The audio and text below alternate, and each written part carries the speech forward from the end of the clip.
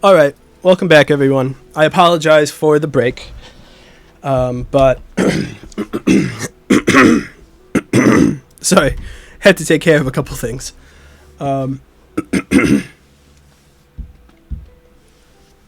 So that was a 4th place finish that you guys didn't actually get to see the end of, and I apologize for that. But that was a 4th place finish at God, this rating system is so weird. 4th place finish at Le Mans in the Sauber C9 non-Le Mans version, 30-minute race. So not too bad, considering we started in a grid of 12, and I was 2nd in the Group C standings. So not too bad, but a podium finish for Group C, just outside of the podiums overall. So we are going to see what else we can get into race-wise. Now, I'm sorting by sessions that have the most players in them, because obviously those are the most fun. Bigger grid, more fun.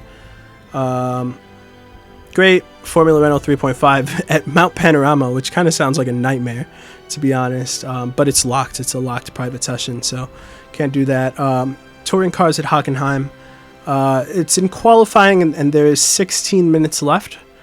So this is what I call investing in a lobby. I am going to go ahead and join this lobby, and I'm pretty sure that there are going to be some more people joining the lobby as well. And it is a Clio Cup race, so that's going to be a blast. Albeit a somewhat slow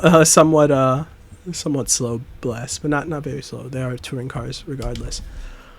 Let's give them a go. You know, I drove the Clio Cup not very long ago. I want to say like a week ago, maybe. And it kind of took me by surprise. Just, you know, our brains don't necessarily expect a car that is shaped that way to move around very quickly, but it does. It's a quick little race car. And it is a race car, so gotta give it that. Okay, just a reminder on your out lap, the tyres are cold, so the car will be slippery. Build up the temperature before you push. So it's light rain here at, I don't even know what, oh, Hockenheim. The short layout of Hockenheim. You can definitely feel the rain a little. Cold tires.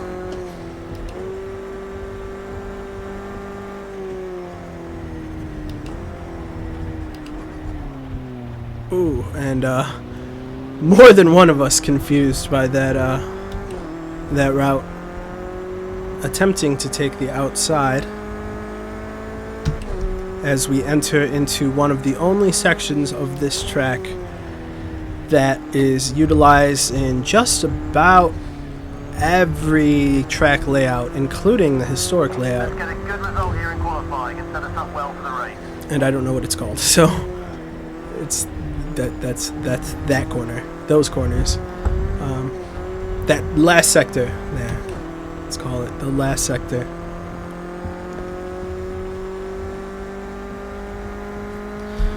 Our front tires are really getting up to temperature. Our rear tires are still sort of catching up, but so it goes. The front is, of course, where you need the heat for grip, for downforce, for braking, especially in conditions like this.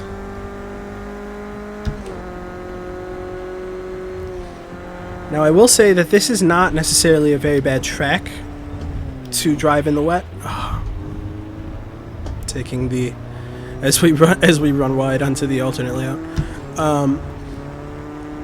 Not necessarily a bad track to drive in the wet, and I say that because, excuse me, the embankments on this track are not very high. It's a rather level track. I'd say that's probably the steepest embankment on the whole track, probably, most likely, or at least on the short layout that we are racing today.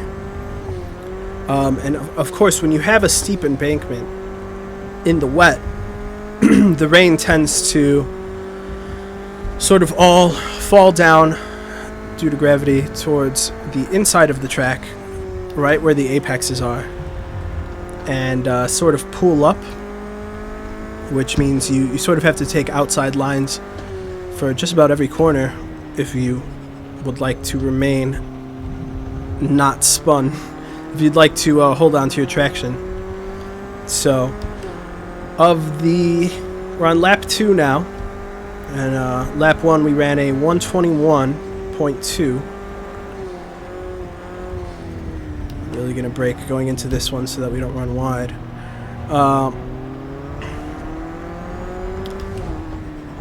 So let's see what kind of time we can run on this lap. But that 121.2 is enough for 9th place on the grid of 18.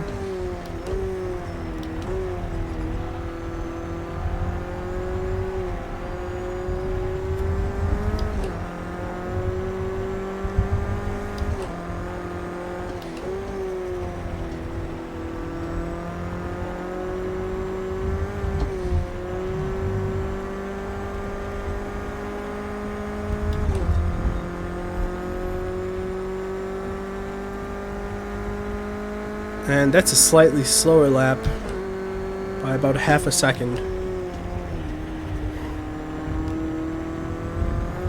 Running extra wide on the first corner there. In contrast to our fastest lap of the session. And we have lost about almost a full second of our fastest lap, so we're definitely going to have to find that time somewhere. As our front tires just aren't having it. They've really sort of depreciated rather quickly.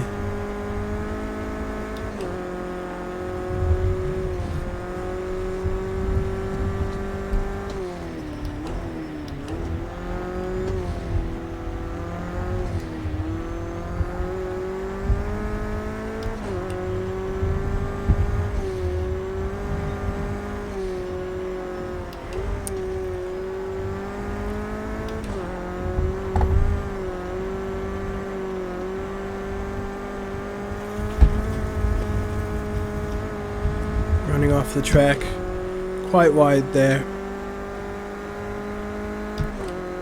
You see, we've already lost a 1/10 of a second off the pace just on the starting straight, the start-finish straight,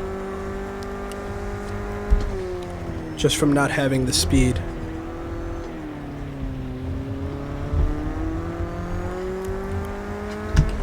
You know, this car is not like horrible in the dry, but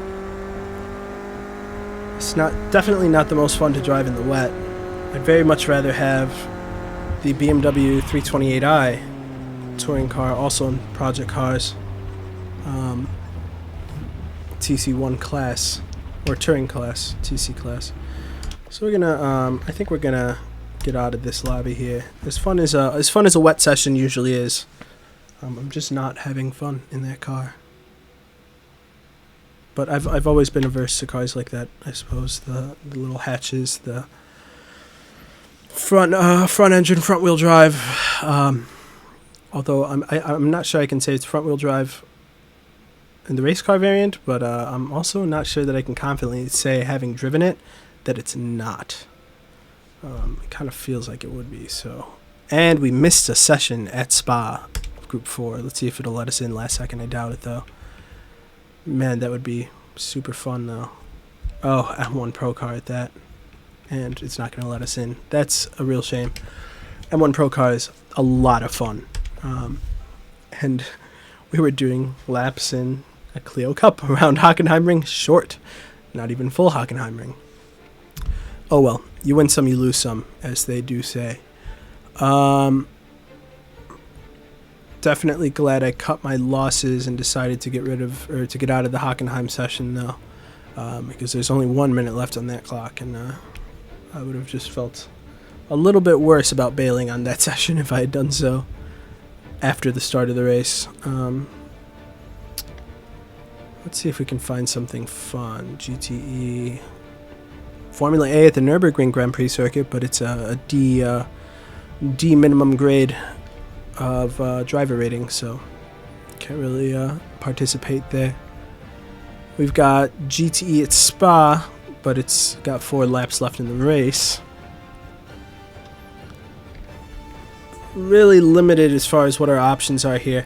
I think IndyCar around Le Mans actually sounds like the most exciting thing I can find here. We are on the oval IndyCar. We'll want the road course IndyCar, but I can't decide whether we want the Chevrolet or the Honda. I think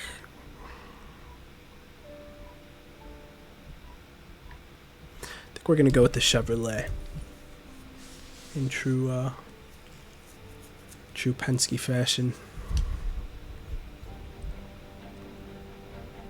And let's give it a go. 10 laps around Le Mans. Let's see how an IndyCar takes Le Mans. Now, it should be noted, I'm not great at driving IndyCars, especially on road courses. A lot better at driving them on ovals. Sort of getting the hang of driving them on ovals, actually. But road courses, not so much. So this will be interesting. We'll see how it goes. 30 minutes left in qualifying. And we've got a 10-lap race with no mandatory pit stop, no formation lap, and no cool-down lap, and a standing start with completely sunny weather. So not unfavorable conditions, but definitely not very exciting conditions. However, I am excited that qualifying is taking place at night because, wow, what a gorgeous track at night. It's really sort of an experience, you know, really sort of immersive.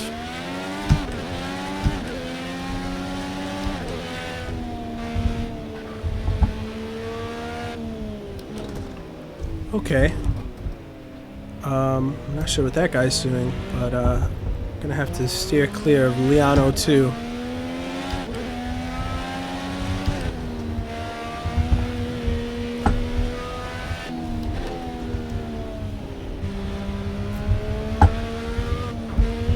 Definitely not horrible. Almost feels like an LMP1 car around here, honestly. But a little more responsive, for sure. Almost like an LMP1 car mixed with a Formula 1 car. It's got sort of the responsiveness of the Formula 1 car, but it feels, driving-wise, in the hands, it feels like an LMP1. And there we come to the biggest pitfall of driving Indy cars at Le Mans, at least an untuned, straight out of the box Indy car at Le Mans, is that top speed. And I can imagine that that's why engine damage is turned off for this session, because otherwise we would all be blowing our engines relatively quickly.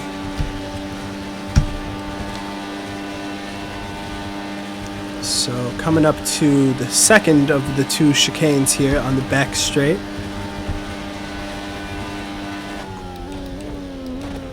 And one thing I noticed is it is super smooth around this track. And those brakes, the acceleration, it's all very good until you get to the back finish straight. I would like to go and, if I can, maybe extend the gearing a little bit, because see, we're in 6th gear and we're barely climbing past 172. Actually, we're not climbing past 172, really. 173. So I can imagine that there would be a lot to be gained from an alternate tune. But I would, considering we have 30 minutes left in qualifying, I would like to give it a go just once for a qualifying lap, because, I mean, this isn't considerably slower than what an LMP1 car does top speed wise. We're talking only maybe a 5-10 mile an hour difference here, so see where we can take it. And to be honest, I would like to see, just to have a benchmark, if I I very likely might be looking up a tune here to see if I can apply a tune on this. But just to have a benchmark, I'd like to see what kind of times I am doing compared to those others in the session. So then also I can see what kind of times I'd be doing compared to post-tune.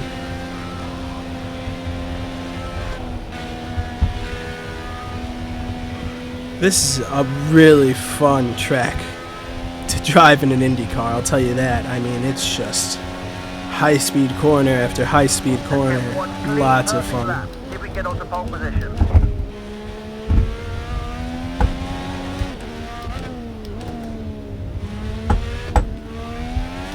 Powering out of that last corner there, trying to get as much speed as we can, going into the start-finish straight. Very much taking the Le Mans line through the first corner, but braking just a little bit too early there, which would be a relatively proper braking zone for an LMP car, but for the Indy car, you know, it's just, this thing brakes like a madman, so really can throw it in and brake just a little later. And flat through that corner as the tail end kicks out just a little bit. Gave it a little too much steering input there. You know, I really wanted to take it flat, and I guess I thought that I would have to give it a little more in the steering wheel if I wanted to, but not at all. I mean, this car is just, it's going. So not a horrible tune, I'll say that, as far as the road course goes. But as far as the Le Mans road course goes, we could most definitely find some time on those back straights. I mean, we're really just redlining the engine here in 6th at about 172, 173 miles an hour pretty consistently. Now, it is worth charging, or it is worth charging. It is worth noting that we do have 10 charges of boost available for us here. I'm not sure if those are recharging charges or not. I would imagine so. But from what I understand, at least, for example, in the Formula A car, in Project Cars, the Formula A car being Project Cars' version of Formula 1, seeing as they can't officially license Formula 1, because Codemasters has that exclusively. In the Formula A car, the little 10, and you can see the boost indicator at the bottom right of the corner of the screen. It's just below the miles per hour at the tachometer. It's the little blue bar with the little lightning bolt, and it says 10 on it. Like I said, in the Formula A car, and in most of the cars I've seen that use boost, the LMP cars automatically apply it, of course, as they do. In the Formula A car, it's more of an ERS type of system, but not so much ERS modes as ERS push button application. So basically, literally boost, you know, like literally press to boost. Wow, taking that corner faster than I've ever taken it, I think, and man, this car is really just gripping on the road, even through some little bumps, almost like it doesn't quite want to, but it's more than capable.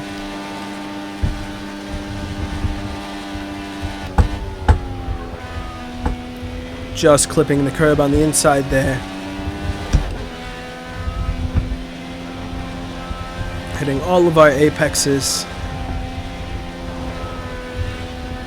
And it very much does drive like an LMP car. As far as the handling feel of it, it really does feel like one.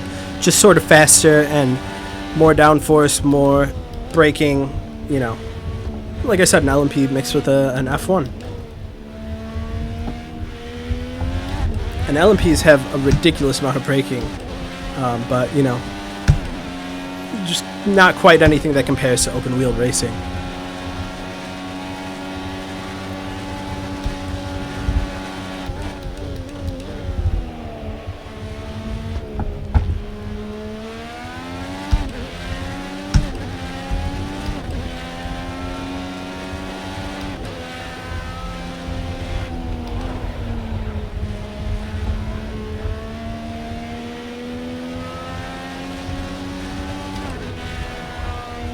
lifted just slightly on that one there since I took a little bit of a shallower line in.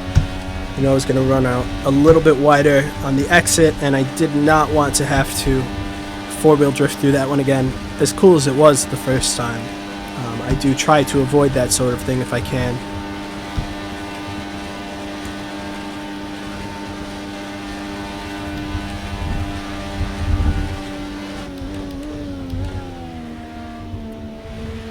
Now I did have to pause the stream for a quick second, which actually, or rather should I say, end the first stream and start new stream for about a 5-minute gap in between there. I had to help a friend out who got to my house, and I wasn't aware because I'm sort of locked into the sim here. You know, as soon as they got on their way, jumped right back in. But before the stream kind of broke up like that, I did a 30-minute Le Mans race. Curb spits us out. Gonna wait for Simon Pagenaud here to make his way around, or not, because oh yeah, he's just lagging really bad. So that's what it is. But yeah, I had just done a 30-minute Le Mans race in the Group C Sauber C9 Le Mans car. Not the Le Mans variant, it should be noted, the normal C9, but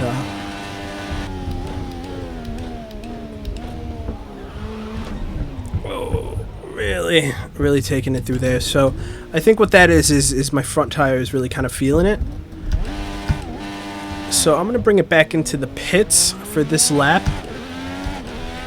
And we've got about 22 minutes left, and I'm going to see if I can't find a good gearing setup for a Le Mans race.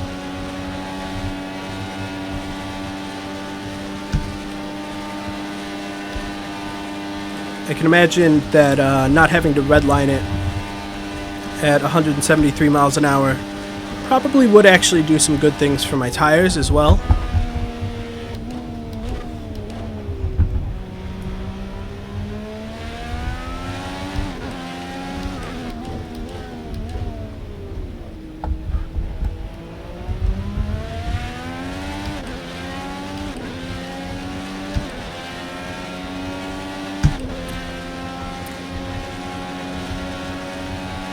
And these stars are just, wow, amazing.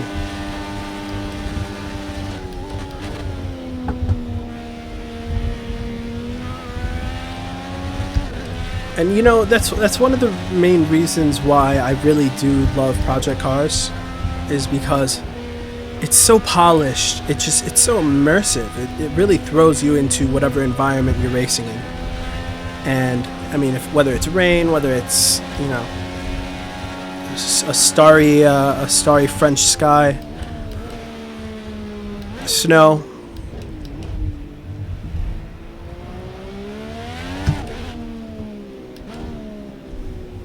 All right, bring it in. And of course, we have pit assist on. Not our setting, it should be noted, but the session, the lobby, has pit assist on.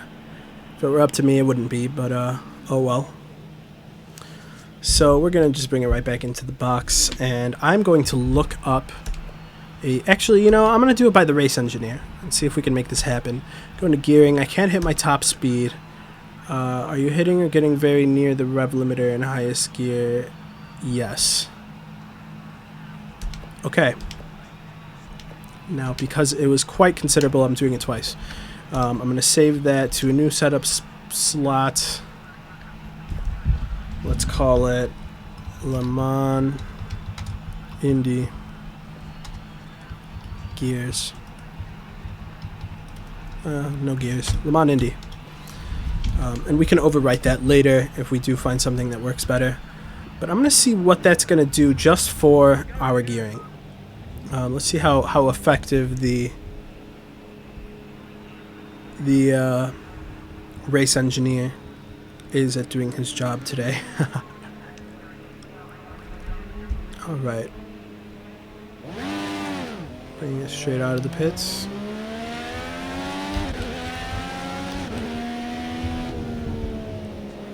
Now I am going to take a warm-up lap really quick because I don't want to ruin my tires before I even really get the chance to put in a qualifying lap, but I would like to warm them up, obviously. So I'm going to give it a little relaxed half of a lap, or sort of half effort of a lap. The first thing I can feel is definitely a little bit of my acceleration suffering. But now that we're on the back straight, I think that we're going to see that change just a little bit.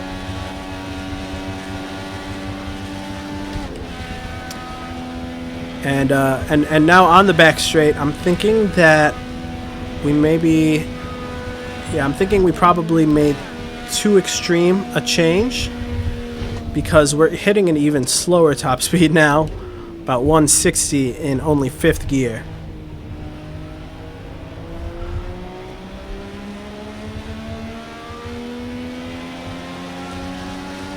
And much slower to accelerate. So I'm going to return to the pit box, and I'm going to go into the race engineer and just basically undo one of those. Let's see what this does now. So basically what I did was, the first time I went into the race engineer here, I told him that I wasn't hitting my top speed, and I did that twice, so that he adjusted it twice. I was expecting it to be a really fine sort of adjustment. It kind of wasn't. It was a little more dramatic. So basically just undoing one of those, so that now there's only one click of adjustment from the race engineer on my final drive. And already it feels better accelerating.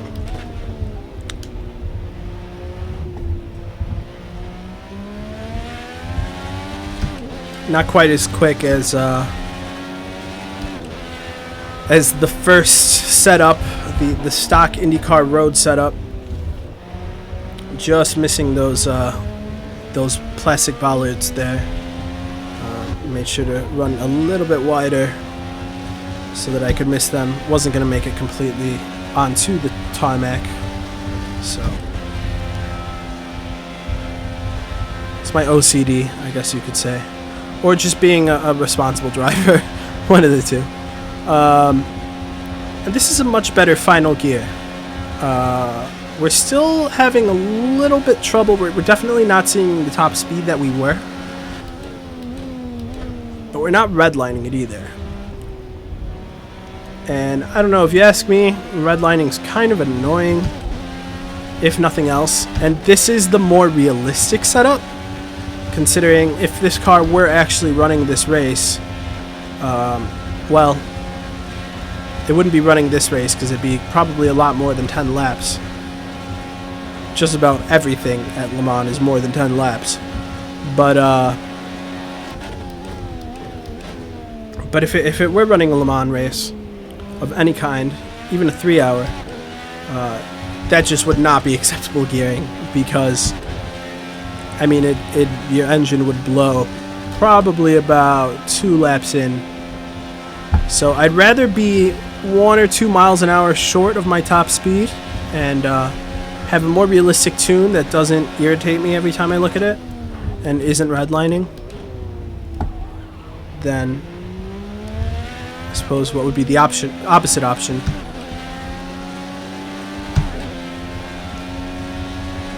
And of course, always interesting how the drive wheels warm up far, far quicker than the rest of the car here.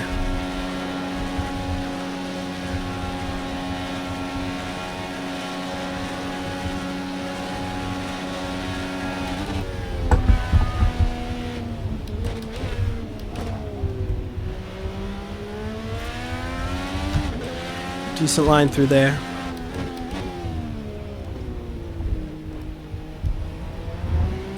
And just tight enough through there. It really does remind me, and I know I keep saying it, but it really does remind me of an LMP1 car. LMP cars in general. I'm taking a very similar line to what I would in a Porsche or an Audi. Very similar. Braking at pretty much the same points, especially through here. You notice in the LMP, I mean, you're taking these pretty much flat. I mean, I'm taking them flat now, that's for sure. And anytime in that LMP car when you're taking these specific corners that you think as though you might be getting a little bit of understeer, I mean, you literally just kind of have to just steer a little more and it'll go. You know, there's always just a little bit more. Now, obviously, it's a balancing act because that will, you know, spin you out as well. So you got to make sure that you do it just enough to get the steering input you need, but not too much, so that you lose all balance and spin out completely. But it is a balancing act, as with just about everything else in racing.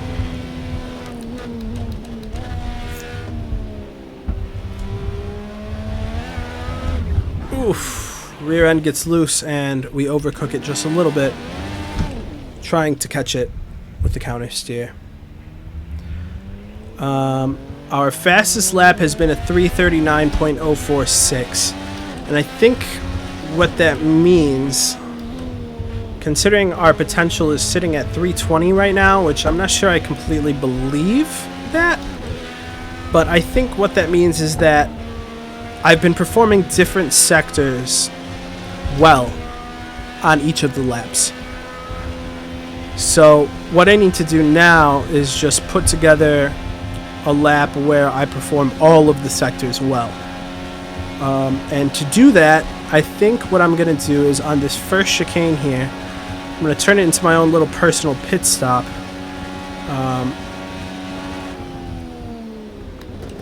And go for the in between the barriers line and pull off to the left here,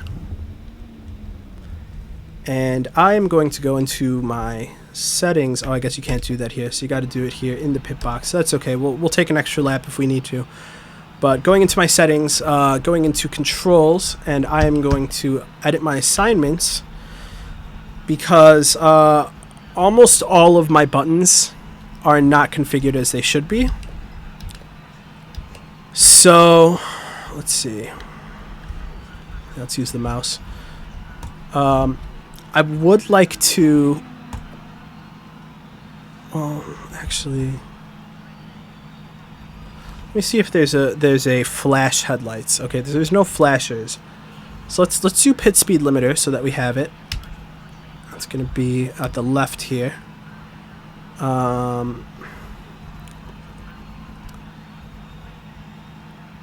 Curves, we're gonna give it the right, which is what the curves, the kinetic energy system is what okay, so maybe it's a push to pass. Yeah, see, okay, here it explains it. If the car has curves or a push-to-pass system available, assigning a button to this control will allow you to utilize the feature. For push-to-pass systems, a single press of the button will deploy a boost for a limited time period.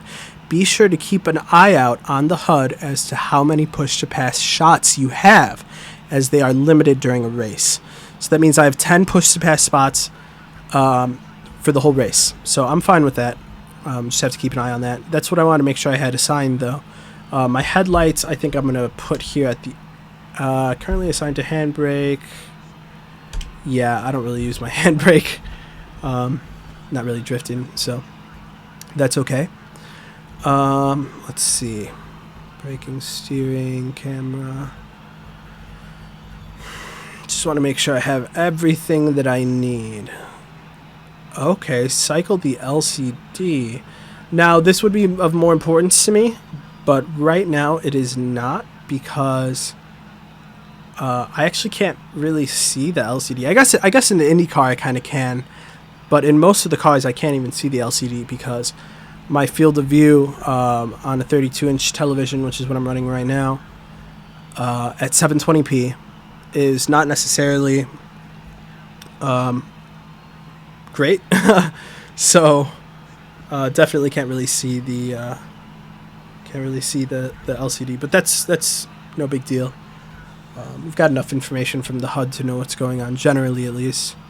So yeah, I'm going to keep it super simple for now and just assign pit limiter and curves and headlights so that I can flash people, because don't we all need a little more passive aggression in our lives?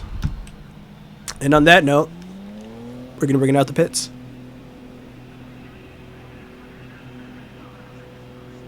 probably as good a time as any to let you guys know, by the way, that I really do appreciate you guys joining me today, even if for a second.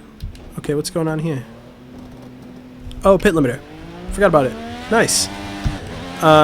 Yeah, I really do appreciate you guys joining me today. Let's take a slow lap, because our tires have cooled down, so we're gonna want to warm those up a little bit, considering they are starting to look a little bit worn.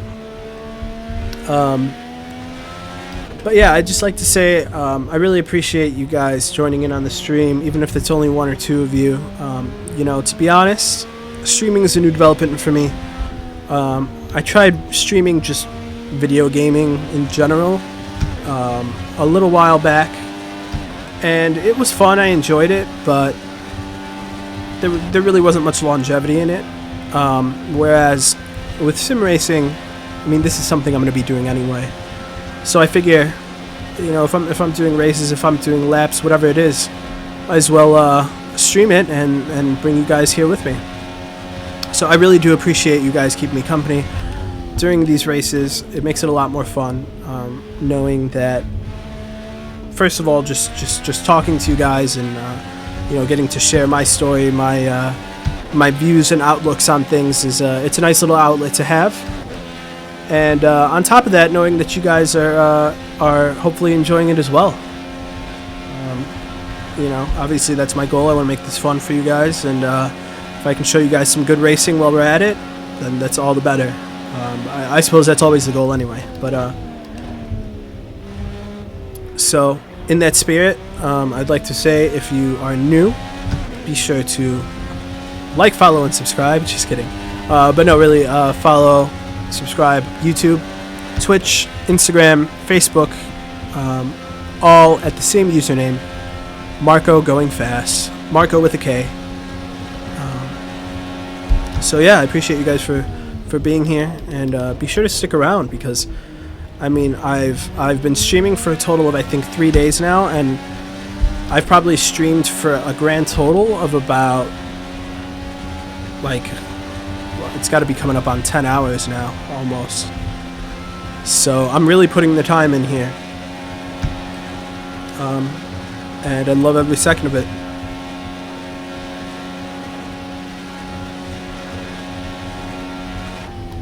Now, like I said, this is sort of a de facto part 2 to my first... Oh, off track. A de facto part 2 to my first YouTube stream ever. I have been streaming on Twitch quite a bit. So if you're asking, hey, where's the other 9 hours of streaming? It's on Twitch. Or at least about 7.5 of it is on Twitch. Maybe 7.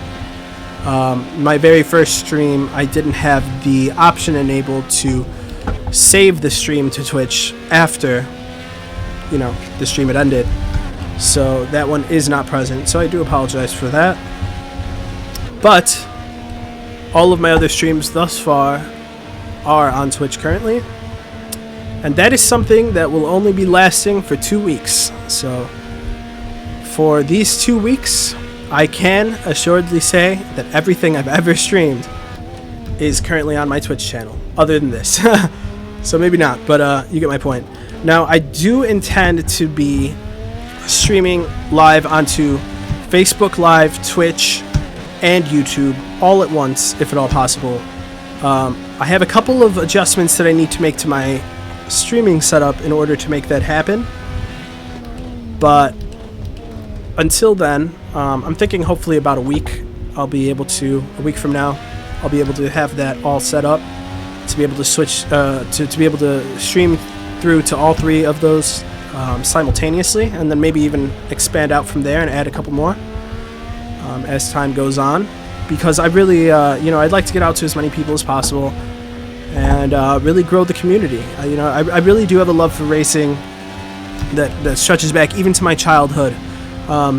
You know, I've loved cars as long as I can remember. I've loved racing for, as I would say, from adolescence on up.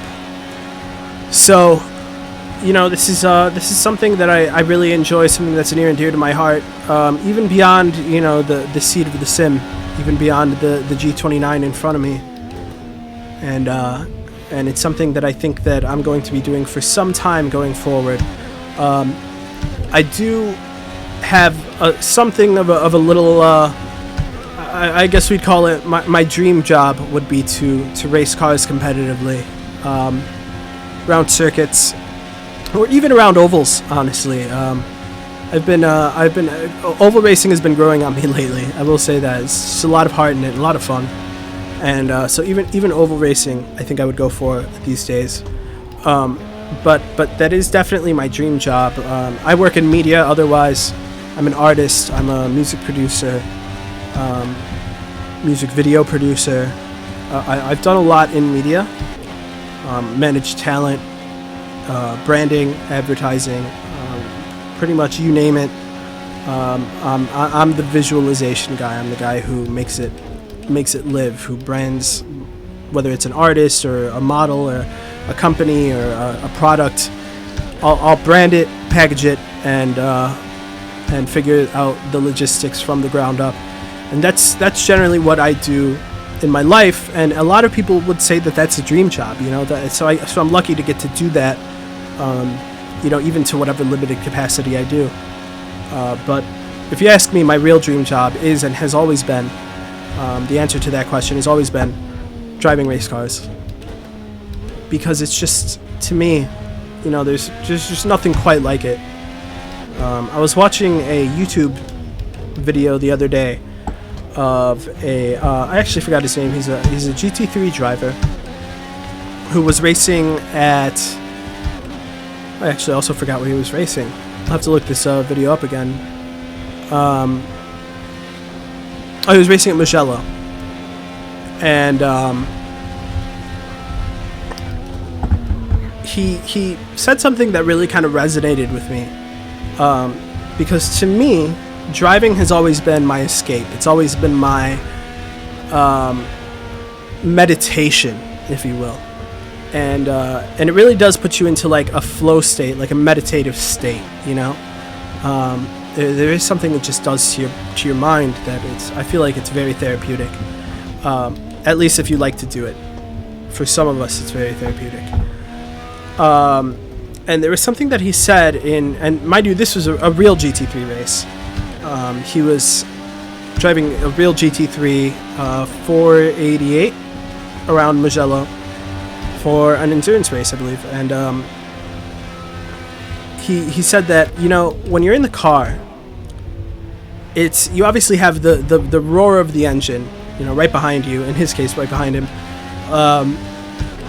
But it's almost as if there's this silence that you find when you're out there in the car, because yeah, you have the roar of the engine behind you, but the car almost becomes more of you, or you become the car, you know. Excuse the cheesy, you know, Karate Kid-esque motif there, I guess we could say. But you know, it really kind of becomes an extension of you, and so it becomes more to where sorry, I almost got a little distracted, almost sideswiped the wall there. It becomes almost more of a white noise that's behind you, and it's very rhythmic as well, obviously. Not just with the gear shifts, but also, you know, braking and accelerating. It's very much a rhythm, especially going around the same track for an extended period of time. You get into a rhythm, and I always say it always almost lulls me to sleep. You know, when I'm in the simulator, I'm sure it'd be very different from being in a real race car. I'm sure being in a real race car, there'd be no way you can ever fall asleep. But you get my point. It's very rhythmic. It's very soothing, and I think that is true. That there is a silence that you get, a certain silence that you get from racing. Because I mean, it's just you in the car out there, you know, and there are other cars, and they make noises too. But otherwise, you know, other than the occasional crew chief and and team radio and whatever else. It's just you in the car, you know, and it's almost as if you're out at sea, you know, far away from, far removed from everything else. You're an independent operator, and that's really what's going on.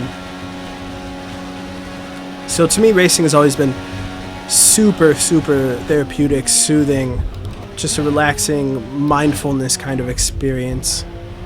And obviously the discipline, the focus that it takes to race on a high level, or to even just attempt to get to that level, to reach that level in practice and qualifying in the race, you know, within traffic.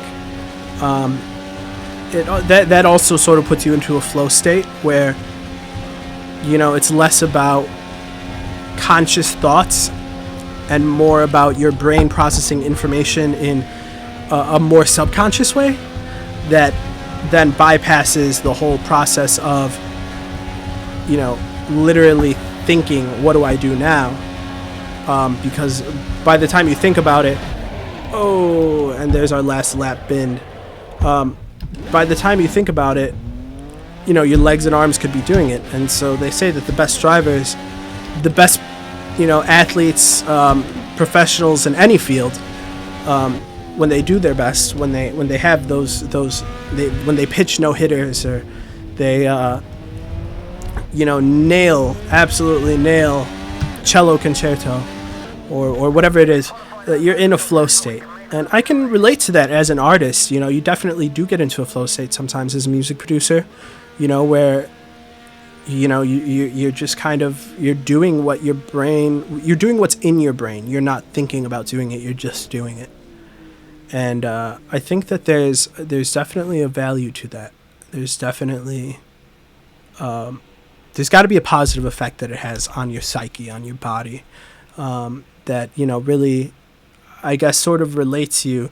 They say, actually, I think this comes from Joe Rogan in his podcast. He talks a lot about mindfulness, a lot about flow states, and you know, how we can be the best versions of ourselves, and also of you know, the people on this upper echelon of success of their respective fields, whether they're scientists or artists or musicians or athletes or even race car drivers very often, you know, and just finding out what makes them tick and how they, you know, approach their sport, how they get better, you know, how they, and a lot of what I think I've seen from that experience is that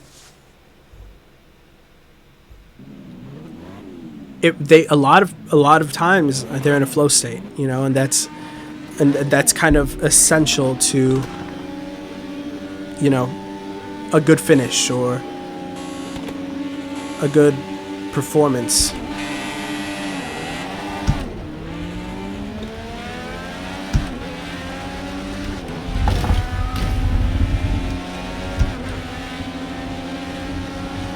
So, first corner, and this Wayne guy tries to go straight into me, so it looks like he's going to go for a ram here. Oh, yeah, definitely. Wow, this looks like a Super GT video. Glad I could get out of his way there for that. But he's definitely going for me for some reason. Not 100% sure why. Not sure what I did to him. But in a 4-car race, that definitely makes things interesting. Though, judging by how he's driving, I'm not too worried about him catching up with me. Sunglasses meme. But, yeah, we're definitely going to have to play this one a little safe. Although I would love to have had waste. And there it is. There's the big one. Well, that's okay.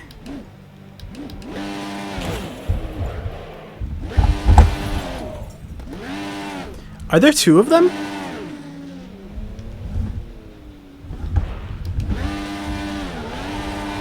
Yeah, he really doesn't like me. Wow. Wayne, who hurt you? Are you okay? Wait, do not. Okay, now I have to catch up to him. I think that his photo for steam. Yeah, I'm cutting the corner just like him. It is. It's the meme. I forget what the meme's called. Oh, mate, you're going all over YouTube right now. That guy. Scumbag Steve, that's what it's called. We'll call him Waste of Lane Space Wayne. That's the new meme for Wayne. Wow. That was just really out there. Like, he really just blocked. Like, he really just came to a complete stop. Blocked the track. And then as soon as I started moving, now he's back on my tail. So, and I'm definitely feeling the suspension damage. Let's get out of his way here. And straight for it. And straight into the wall. How you doing there, bud? Oh, and he's out. He just couldn't take the shame. But that's okay. Trust me, for the content that I just got, I'll throw this race any day. That was great. What did I do to him? I don't think I did anything to him. I was like miles away from anybody else the entirety of qualifying. So, I don't know. Wayne's hurting for some reason. Sad reacts only. Press F to pay respects. 1 like equals 1 prayer. Oh god. Now we are exactly 1 minute slower than our fastest lap here after dealing with those shenanigans. But like I said, utterly worth it because, man, he really went for it, didn't he? And you know, I want to say that damage is set to cosmetic only right now because, well, it's got to be, because after those crashes, I mean, yeah, it's driving pretty normally. So we'll see, I guess, but yeah, I think I'm gonna retire out of this one just because. Well, I mean, it's a 10-lap race. I'm 1 lap in.